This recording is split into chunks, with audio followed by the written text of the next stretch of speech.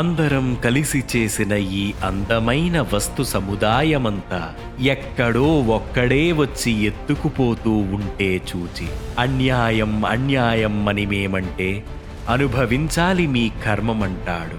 పొద్దు పొడిచి పొద్దు గడిచేదాకా ఎద్దుల్లాగా పనిచేసే మమ్మల్ని మొద్దుల్ని మొరటుల్ని చేసి ముద్దకి కూడా దూరం చేశాడు. ఘోరమిది దారుణమిదంటే ఆచారం అడుగు దాటరాదంటాడు. భరించడం కష్టమైపోయి పనిముట్లు మేం క్రిందను పడవేచి చెయ్యలేం చేస్తున్నాం మేము జీవనానికి ఆసరా చూపించమంటే నోరు మూసి జోడు తీసి కొట్టి దౌర్జన్యానికి దౌర్జన్యం మందంటాడు.